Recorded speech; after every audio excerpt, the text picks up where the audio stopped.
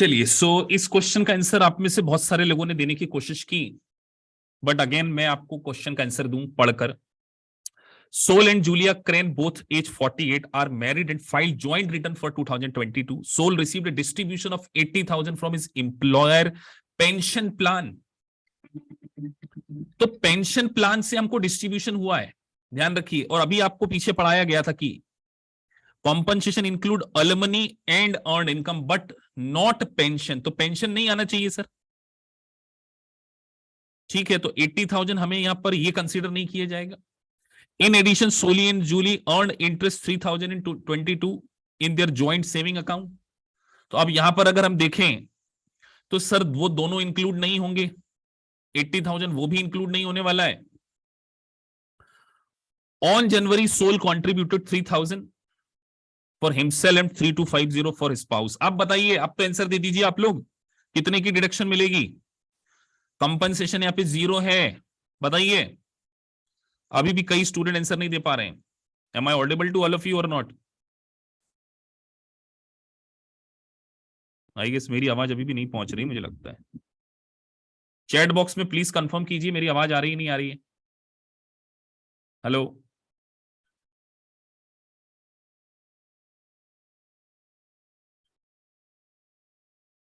So sir इस बात का आंसर होगा 0।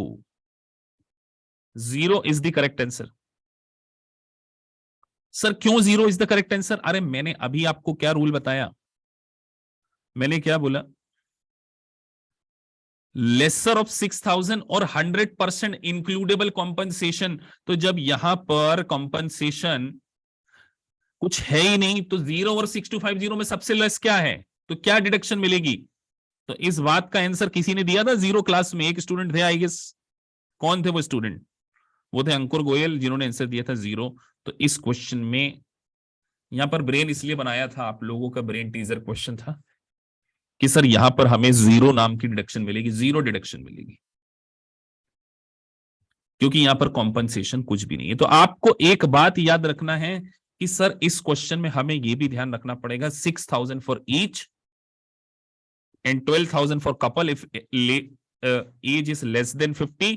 और लेकिन हमें यह भी देखना है कि अगर कॉम्पनसेशन 0 है तो फिर कुछ भी डिडक्शन नहीं मिलेगी, यहां पर कॉम्पनसेशन देखना। आई गेस सभी को ये कॉन्सेप्ट क्लियर हो गया। किसी को डाउट हो तो पूछ सकते हैं, चैट बॉक्स में लिख सकते हैं। I will more than happy to answer this, क्योंकि बहुत इंपॉर्टेंट पॉइंट था, ये बात आपको ध्यान रखना है। Am I clear to all of you? Please मुझे थोड़ा सा बीच बीच में बताते रहिए, क्योंकि मैं 2 वे कम्युनिकेशन में बिलीव करता हूँ कि हाँ सर क्लियर है, आगे बढ़ जाइए, क्योंकि हम ज्यादा स्लो भी नहीं चलना चाहते और बहुत ज्यादा फास्ट भी नहीं चलना पाते। किसी को कोई डाउट नहीं है? चलिए आगे बढ़ते हैं। अब सर ये बात तो हमको समझ में आ गई। अब एक गोल्डन रूल मैंने आपके सामने और बनाया, थम्स अप करके मैंने गोल्डन रूल बनाया, क्योंकि आईआरए में एक बहुत इंपॉर्टेंट रूल है, आप लोगों को रीड करना है। पहले फर्स्ट रीड योर सेल्फ।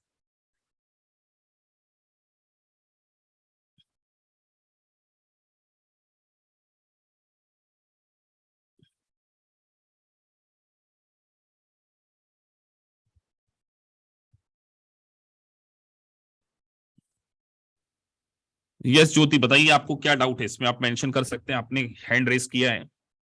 अगर कुछ स्पेसिफिक डाउट है so you can ask me from this.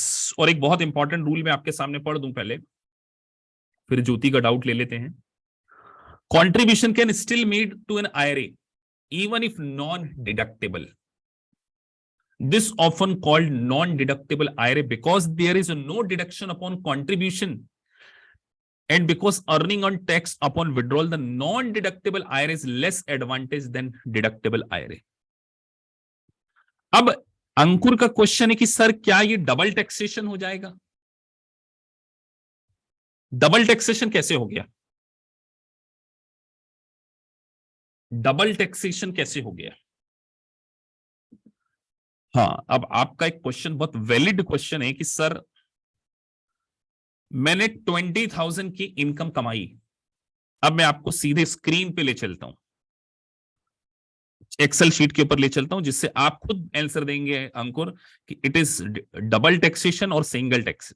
आप आंसर देना, आप ही पहले, आपके क्वेश्चन का आंसर फिर मैं भी एक्सप्लेन करूंगा। मेरी ग्रॉस इनकम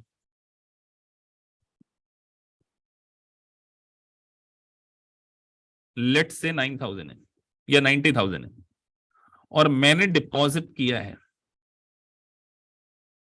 लेट से 8,000, और मान के चलिए मेरे अभी सिर्फ मान के चलना कि 20% टैक्स रेट है, तो नहीं कल को बोलो कि सर 20% तो रेट वो ब्रैकेट में आओ, वो भी इस पे हम बात नहीं कर रहे टैक्स रेट के ऊपर। मेरी यहां पर एजीआई कितनी होगी, चलिए जरा सभी लोग एजीआई बताएं, मान के चलिए मैं अभी मैरिज के पहले की बात करूं, मेरी एजीआई बताइए कितनी होगी, जल्दी बताइए। एजीआई इतना टाइम नहीं लगना चाहिए यार, मैं चाहता हूं कि आप थोड़ा सा फास्ट हो जाए कि सर एजीआई कितनी आएगी यहाँ पे, कितना समय।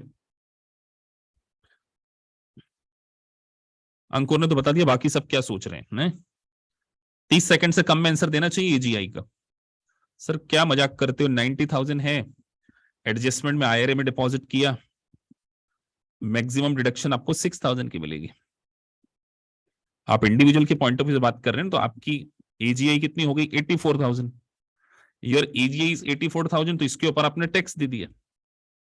अब सर ये 8,000 रुपए हमने विड्रॉल किया वापिस से फ्यूचर में,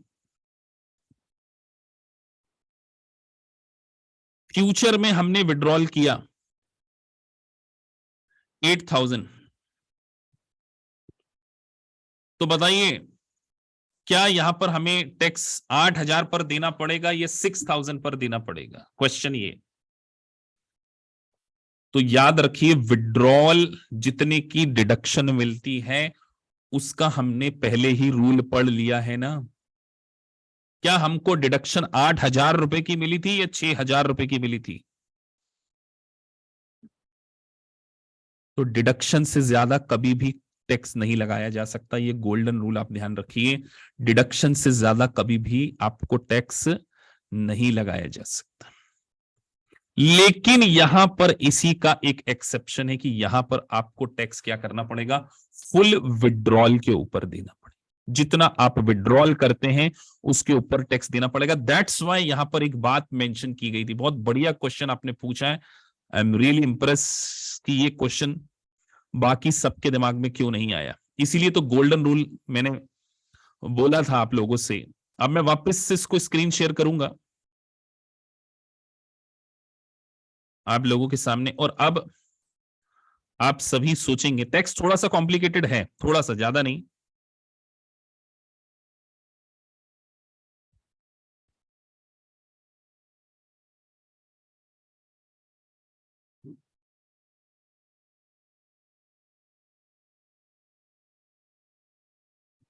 Contribution can still made even if non-deductible. This often called non-deductible because there is no deduction upon contribution and because earning on tax upon withdrawal.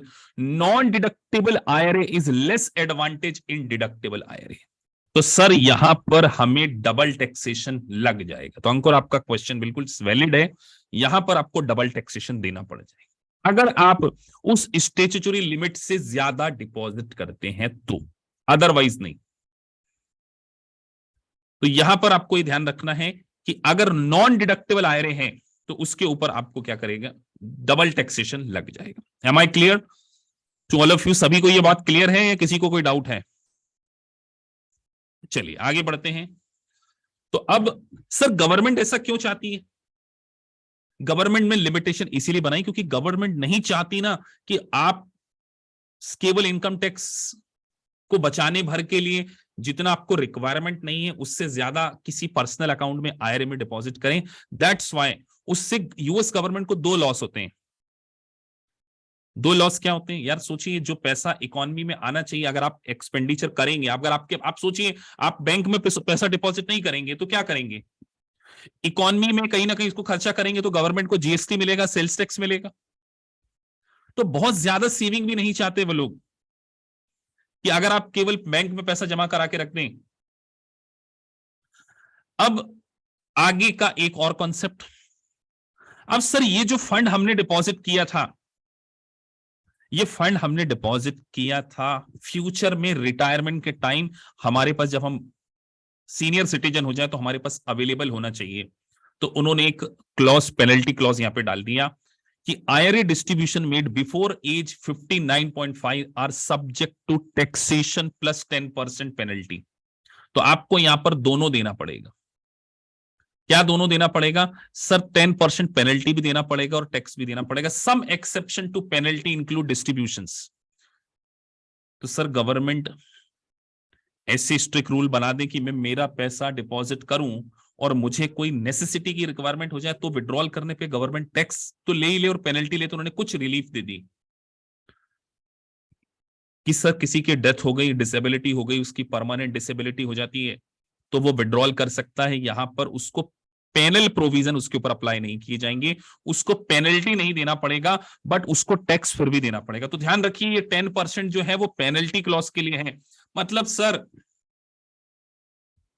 अगर मैं 55 में विड्रॉल कर लूं तो टैक्स तो मुझे देना ही देना है, साथ में पेनल्टी भी देना है। पेनल्टी का वेवर केवल इन प्रिस्क्राइब कंडीशन में दी गई है। पहली कंडीशन है डेथ और disability, medical expenses in excess of 7.5% of AGI. सब समझ गए होंगे ये बात कि एक्सप्लेन करना चाहिए।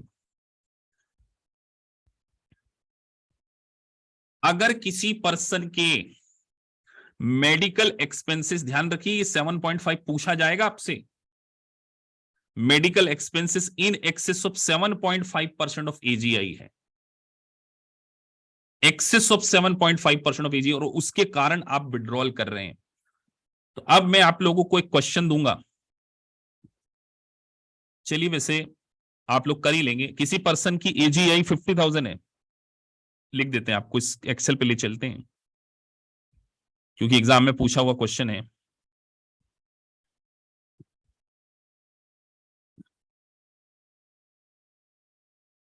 सर एजीआई हमारी $60,000 थी, है ना, ये $60,000 है। ये परसेंटेज को इग्नोर कर देना, मैं यहां कर देता हूं। $60,000 एजीआई है, उसके मेडिकल एक्सपेंसेस $3,000 थे।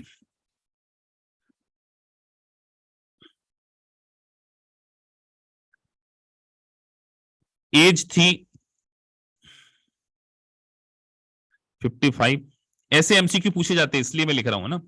55 एज थी सर, विड्रॉल कर लिया फंड, और कितना विड्रॉल किया? जानबूझ के आपको एग्जामिनर ऐसे 60,000 इंटू 7.5% दे देगा कि सर विड्रॉल कर लिया हमने 4,500। बताइए टैक्स एंड पेनल्टी बता दीजिए। मान के चलो टैक्स की रेट 20% है, मैं देखना चाहता हूं आप लोगों का ध्यान है या नहीं है। टैक्स का रेट 20%, 10% पेनल्टी, बताइए। टैक्स और पेनल्टी मल्टीपल चॉइस क्वेश्चन में आपसे ऐसा क्वेश्चन पूछा जाए कि कितना टैक्स लगेगा और कितनी पेनल्टी, क्योंकि आप लोगों को ये लगता होगा ना सिर्फ थ्योरी थ्योरी है सर, प्रैक्टिकल तो है ही नहीं वहां पे, तो इसीलिए है ना। फटाफट आंसर तो, बड़ा स्पीड स्पीड क्लास में थोड़ी सी मेंटेन करनी पड़ेगी, है ना। मैं एक सेकंड चार्जर लगा रहा हूं क्योंकि लाइट अभी जस्ट आई है।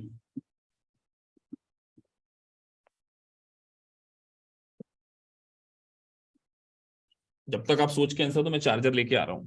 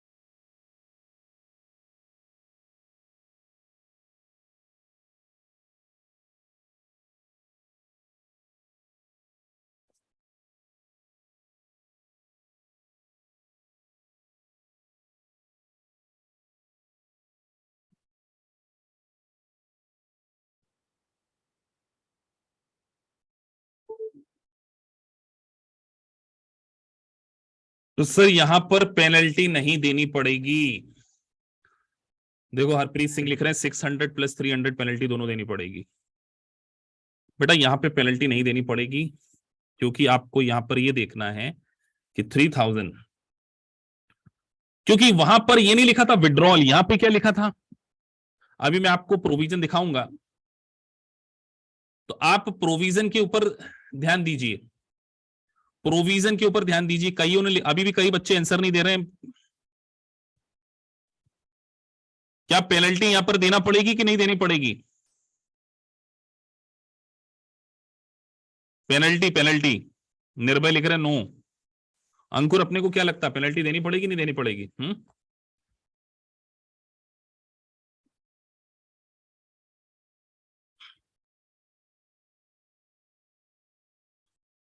टेक्निकल पॉइंट है, इसीलिए प्रोविजन पर लेकर आते हैं आप लोगों को।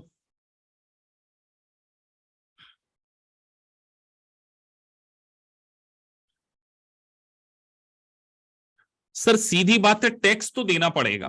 टैक्स कितना देना पड़ेगा? सबसे पहला क्वेश्चन, मैंने एग्जांपल लिया था 4500 का। मेरा जो एग्जांपल था कि सर हमने विड्रॉल किया है वो 4500, तो यहां पर क्या लिखा है, अगर medical expenses in excess of 7.5% of AGI है, तो पहली बात यहां पर पेनल्टी देनी पड़ेगी। क्यों? क्योंकि आप एक बात नोटिस कीजिए, वहां पर मैंने मेडिकल एक्सपेंसेस एक्सेस क्या थे, एक्सेस ऑफ 7.5% लिखा हुआ, एक्सेस ऑफ 7.5%। बहुत सारे बच्चे इसमें, यहां पर एक एक लाइन मीनिंग थी, medical expenses in excess of 7.5% of AGI है क्या सर? इस पर्टिकुलर क्वेश्चन में नहीं है, और फिर भी आप विड्रॉल कर रहे हो, क्योंकि यहां पर आपको क्या लिखना पड़ेगा, some exception to the penalty include distribution for medical expenses in excess of 7.5%। मतलब सर वो एक्सेप्शन वर्ड के ऊपर फोकस कीजिए, यहां पर एक्सेप्शन में कवर नहीं हो रहा था, इसलिए हमें पेनल्टी देनी पड़ेगी। तो सर यहां पर टैक्स भी देना पड़ेगा और पेनल्टी भी देनी पड़ेगी। तो विड्रॉल कितना किया था मैंने क्वेश्चन में, 4500, 4500 ही विड्रॉल किया था ना, तो 4500 का 20% हो गया 9000 प्लस 450। कितने स्टूडेंट थे जिनका आंसर ये था बताइए? एमसीक्यू में आप लोगों ने गलत दे दिया answer. Ankur you are also wrong. अब कितने स्टूडेंट को यह बात क्लियर नहीं है कि सर एक्सेप्शन वर्ड के ऊपर फोकस करना पड़ेगा, एक्सेप्शन 900। अरे मैंने बोला ना, बिफोर मैंने 55 लिखा है, वहां क्या लिखा था, मैंने 59 के ऊपर विड्रॉल किया होता तो सर, अब मुझे बताइए, मैंने तो 55 दिया था, इसीलिए तो पेनल्टी लग रही है। विवेक कश्यप लिख रहे sir why we are not considering the age. बिल्कुल we are considering the age, definitely we are considering the age. Age को क्या मैंने कंसीडर नहीं किया है क्या? आगे नहीं बढ़ूंगा बेटा जब तक आप लोग सब लोग हाँ नहीं भरेंगे, आज मैं बिल्कुल आगे नहीं बढ़ने वाला हूं। टेक्निकल प्रोविजन है सर, किया तो है, आपने लिखा था 55 साल, बेटा 60 लिखा होता तो पेनल्टी का क्लॉज ही नहीं आता। 60 के बाद विड्रॉल करोगे पेनल्टी का क्लॉज नहीं आएगा, 60 के पहले। तो मैंने 55 लिखी थी इसलिए पेनल्टी लगेगी। तो सर पहले पहला टिक हो गया कि 55 थी इसलिए पेनल्टी लगेगी। दूसरा, यहां पर उन्होंने लिखा है कि अगर मेडिकल एक्सपेंसेस एजीआई के 7.5% से ज्यादा होते हैं और आप तब विड्रॉल करते हो तो आपको पेनल्टी नहीं देनी पड़ेगी। लेकिन यहां पर जो एक्सपेंसेस था वो एजीआई से 7.5% कम था, फिर भी आपने विड्रॉल किया, तो आपको क्या करना पड़ेगा, यहां पर पेनल प्रोविजन एप्लीकेबल हो जाएंगे। बहुत टेक्निकल है, अब आपको आइडिया लग जाएगा कि सर हमें कितने ध्यान से पढ़ना पड़ेगा। आगे बढ़ते हैं, क्वालिफाइड हायर एजुकेशन एक्सपेंसेस के लिए कर सकते हैं, परचेस ऑफ फर्स्ट होम, लेकिन अमाउंट दिया है $10,000, बर्थ और adoption of a child up to $5,000 तक विड्रॉल कर सकते हैं। अगेन एक स्टूडेंट का क्वेश्चन है, सर क्या ये लिमिट याद करनी पड़ेगी क्या बेटा? यस, ये वाली करनी पड़ेगी, ये वाली आपको करनी पड़ेगी। आगे बढ़ते हैं, अब एक कॉन्सेप्ट आ रहा, phase out range.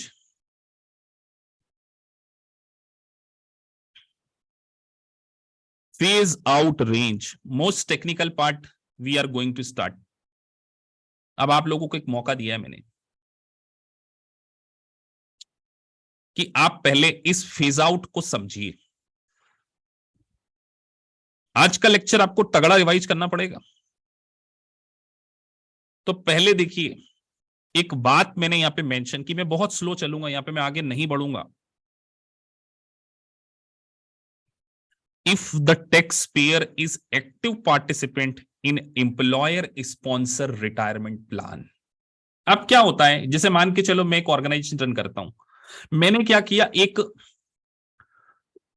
Tie up कर लिया किसी के साथ कि मैं खुद ही क्या करूंगा, एक फंड बनाऊंगा और एम्प्लॉय से बोलूंगा कि आप बाहर क्यों इन्वेस्टमेंट करते हो यार।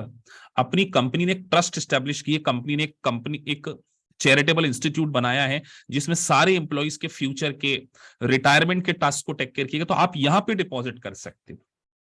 तो उसको हम बोल रहे हैं कि एम्प्लॉयर स्पॉन्सर्ड रिटायरमेंट प्लान में अगर आप कंट्रीब्यूशन करते हो तो वहां पर फेज आउट लग जाता है। अब ये फेज आउट समझाना बहुत इंपॉर्टेंट काम है, तो मैं अभी आपको एक एग्जांपल के थ्रू समझाऊंगा। अगर आपकी इनकम 1,09,000 टू 1,29,000 के बीच में आती है तो आपके ऊपर फेज आउट लग जाएगा। अब यहां पर आप बहुत ध्यान से समझेंगे, आप सिर्फ अमाउंट कुछ समझिए, 1,09,000 और 1,29,000 पहला पार्ट है ये। अब आप आज के बाद कभी भी मुझसे फेज आउट नहीं पूछेंगे, मैं अब ये कॉन्सेप्ट आपको समझाने जा रहा हूं। सिर्फ लिमिट देख लीजिए क्योंकि एक्सेल पे जा रहा हूं, 1,09,000 और 129, ठीक है।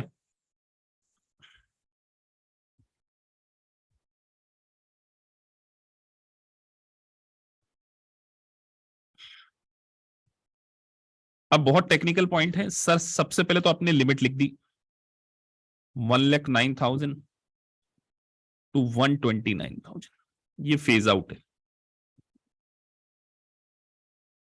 मान के चलिए मैरिड फाइलिंग ज्वाइंटली है तो आपको पता है 12,000 लिमिट है। हाँ सर, स्पाउस नॉन वर्किंग है, स्पाउस नॉन वर्किंग है ना।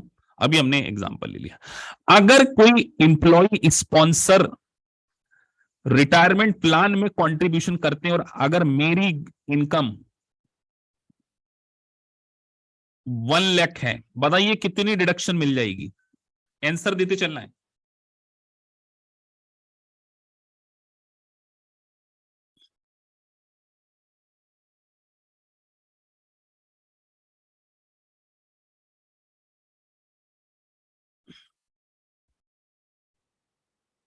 किसी स्टूडेंट की अगर आज पहली क्लास है तो टेंशन ना लीजिए, ये फंडामेंटल सेशन चल रहे हैं और मात्र तीसरा लेक्चर है, थर्ड लेक्चर है ना। और सारी रिकॉर्डिंग आपको मिल जाएगी, एक पोर्टल है हमारा, तो कोई स्टूडेंट अगर बीच में आए हैं सो 2 लेक्चर देखने पड़ेंगे शुरू के, ओनली 2 लेक्चर्स। तो सर सीधी बात है, यहां पर 12,000 माइनस कर देंगे, आ जाएगी जी। ये तो सिंपल सा एग्जांपल था सर। अब मतलब सर दूसरा एग्जांपल, ये एग्जांपल 1 था है ना, एग्जांपल 2 में आते हैं बेटा। अब आपको आइडिया लग जाएगा कि यूएस टैक्सेशन को समझने के लिए आपके पास स्किल कितनी अच्छी होनी चाहिए। सर दूसरा एग्जांपल हम लेते हैं, अगर किसी पर्सन की इनकम 1,15,000 थी, तब यहां पर फेज आउट एप्लीकेबल होगा। तो आपको फेज आउट कैलकुलेशन करने के लिए पहले इन दोनों के बीच में डिफरेंस देखना है।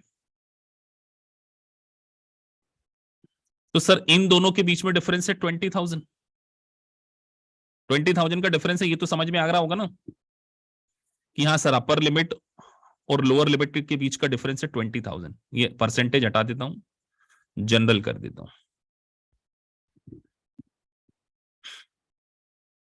हम 1,09,000 से कितना ज्यादा एक्सीड कर गए, 6,000। तो आपकी जो डिडक्शन की टोटल लिमिट है इस प्रोपोर्शनेट में रिड्यूस कर दी जाएगी। 6,000 डिवाइडेड बाई 20,000 इंटू 12,000, तो 3,600 यहां से माइनस कर देंगे तो आप मैक्सिमम डिडक्शन कितनी ले पाओगे। मुझे मालूम है कई लोगों को समझ में नहीं आएगा, मैं बहुत जल्दबाजी में नहीं हूं, मैं बहुत आराम से पढ़ाता हूं। मेरे हर स्टूडेंट को समझ में आ जाना चाहिए, मेरी यही तो यूएसपी है कि समझ में सबको आना चाहिए। कितनों को ये बात समझ में आ गई कि सर ये क्या कह डाला आपने आज, कि सर अगर किसी पर्सन की income AGI, AGI phase out limit से एक्सीड करती, फेज आउट लिमिट के बीच में आती, तो जितनी डिडक्शन मिलनी है वो प्रोपोर्शनेटली रिड्यूस कर दी जाती है। अभी हम लॉजिक जरूर बताएंगे सर ऐसा क्यों कर रहे हैं, वो हम अभी डिस्कस करेंगे। क्योंकि यूएस का जो टैक्स सिस्टम है वो प्रोग्रेसिव टैक्सेशन सिस्टम है। आप मुझे बताइए, गवर्नमेंट ज्यादा इनकम कमाने वालों को कम बेनिफिट देती है या कम इनकम कमाने वालों को ज्यादा बेनिफिट देती है? कोई पर्सन $1,09,000 पहले से ही कमा रहा है, $1,15,000 as per the US government norms, तो उसको हम इतनी डिडक्शन क्यों दे दें? तो हमने बोल दिया कि अगर आप 1,09,000 टू 1,29,000 के बीच में कमाते हो तो आपकी फेज आउट मतलब जो आपकी डिडक्शन है वो प्रोपोर्शनेटली हम रिड्यूस कर देंगे। अगला क्वेश्चन मेरा ये है, एग्जाम्पल 3 में बेटा, अगर मेरी इनकम 1,30,000 होती, मुझे कितने की डिडक्शन मिलती?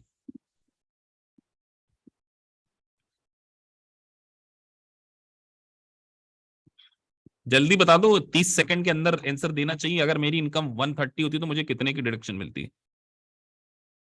मनोज तो समझ गए। मनोज तुम्हारा बैकग्राउंड भी चार्टर्ड अकाउंटेंसी बैकग्राउंड है क्या? तुमने फटाफट आंसर दे दिया यार, इतनी जल्दी तो सीए आंसर नहीं दे पाए अभी क्लास में। अंकुर मैं तुमसे उम्मीद कर रहा हूँ, हाँ सीए इंटर हो तुम, समझ गया मैं। हाँ, अंकुर ने भी आंसर दे दिया, बाकी सबका इंतजार। निर्भय जहां ने भी सही दे दिया आंसर। बाकी सब क्यों नहीं दे पा रहे हैं? ज्योति सिंह आंसर दीजिए जल्दी फटाफट। बाकी नमन, अभिषेक खंडेलवाल, अंतनु दत्ता, बिपिन, ये बाकी सब क्या सोच रहे? हरप्रीत तुम भी चार्टर्ड अकाउंटेंट हो मुझे ऐसा लगता है।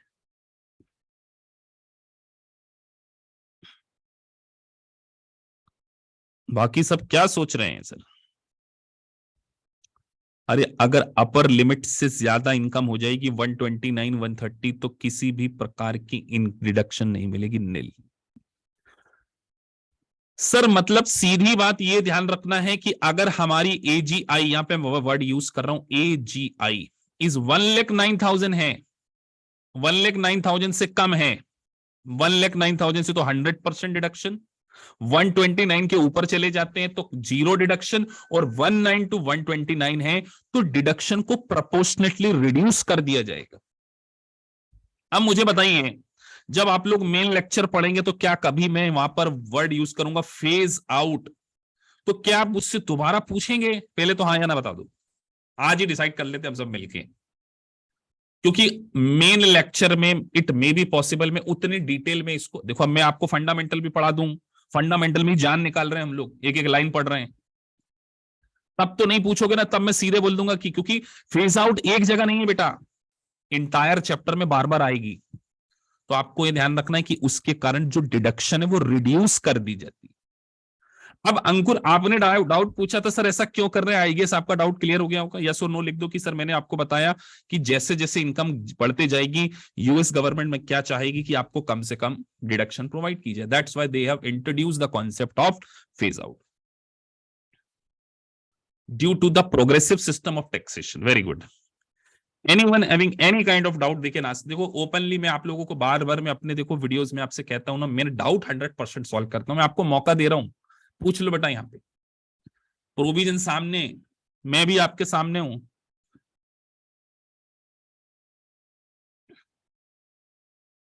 इस पर्टिकुलर सेगमेंट में किसी को कोई डाउट नहीं होना चाहिए। तो सर आगे बढ़ते हैं। तो अब हम उस शीट के ऊपर वापस जाएंगे जहां हम इस बात को मेंशन कर रहे थे सर। कहां मेंशन कर रहे थे? अब सर आपसे मेरा आप लोगों से रिक्वेस्ट है कि ये फेज आउट को याद करने की जरूरत नहीं है, पहली बात, क्योंकि एक जगह फेज आउट नहीं आएगा बेटा, इंटायर चैप्टर में बहुत सारी जगह आएगा। लेकिन कुछ बातें जो आपको यहां पर याद करने वाली है कि पहली पॉइंट में लिखा है कि 68 to 78,000 single tax payer covered है फेज आउट में। Married filing, married filing jointly है तो 1,09,000 टू 1,29,000 है। अब सेकेंड लाइन बड़ी इंपॉर्टेंट है, this apply when the spouse making the IRA contribution is covered by work place retirement plan. मतलब ये फेज आउट कहां पर एप्लीकेबल होगा? क्या इंपॉर्टेंट बात याद रखेंगे, फेज आउट कब लगेगा?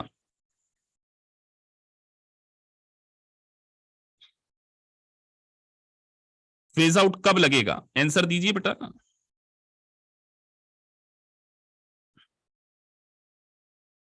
ये ग्रॉस इनकम है, यहां पे gross income.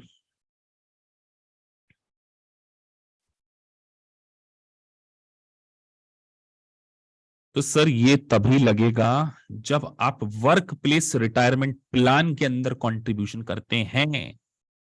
If taxpayer is an active participant in employer sponsored retirement. मतलब सर एग्जाम में हमें एक ही बात ध्यान रखना है कि अगर active participant in employer sponsored retirement plan है, then only we will go for the phase out, and otherwise नहीं जाएंगे। और दूसरी लाइन यहां से शुरू होती है टेक्निकल, मैं अपने आप को ऊपर उठा लेता हूं, नीचे वाली लाइन 2,04,000 टू 2,14,000 की बड़ी वाली फेज आउट लगेगी कि सर मैंने तो रिटायरमेंट प्लान में कंट्रीब्यूशन नहीं किया, लेकिन मैंने किसी ऐसी पर्सन से मैरिज कर ली जो रिटायरमेंट फेज आउट प्लान क्या लिखा है, 2,04,000 to 2,14,000 tax payer not covered by the work place retirement plan married to someone who covered.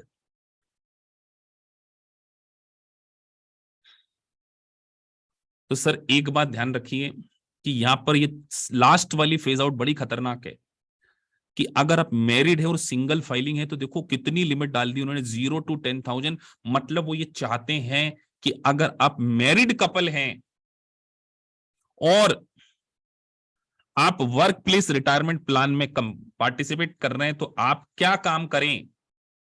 क्या काम करें sir? Sir joint return file करें।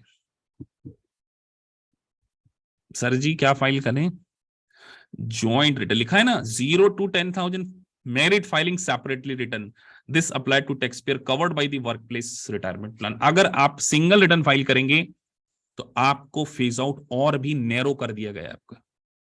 उसके बाद 2,04,000 का वो बोलना चाहते हैं कि हम मान के चलिए हम पार्टिसिपेट, हम इनकम तो कमाते हैं लेकिन हमने किसी वर्क प्लेस रिटायरमेंट प्लान में वो नहीं किया है। हमारे एम्प्लॉय हमारे जो स्पाउस है वो कहीं पर रिटायरमेंट प्लान में कंट्रीब्यूशन करता है, तो फिर दोनों का फेज आउट क्या हो जाएगा, 2,04,000 टू 2,14,000। ये ऐसे किसी स्पाउस के लिए tax payer not covered by work place retirement plan married to someone who covered.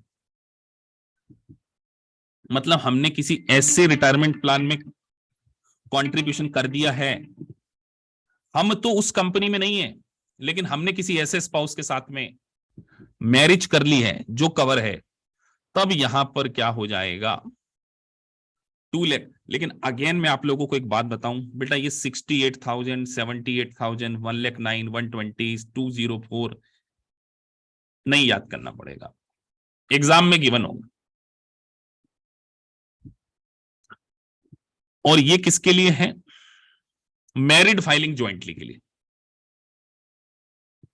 ये मैरिड फाइलिंग ज्वाइंटली के लिए ही आपको ओवरऑल क्या दी गई है, लिमिट दी गई है।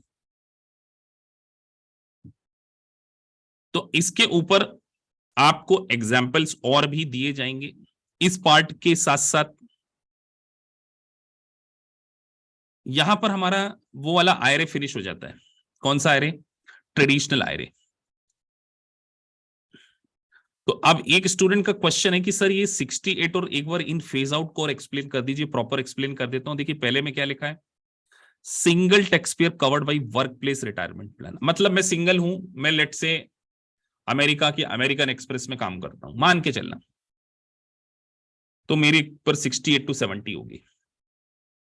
उसके बाद 1,09,000 टू 129 है। अब मैं भी अमेरिकन एक्सप्रेस में मैं कंट्रीब्यूट करता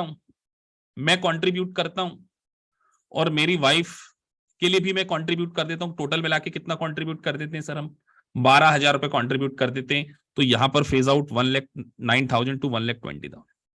तो यहां क्या लिखा, this apply with the spouse making the IRA contribution is covered by the work place retirement plan. तो पहली थी। अब मैं कवर्ड नहीं हूं, दूसरा बड़ा ध्यान से समझिए, मैं कवर्ड नहीं हूं,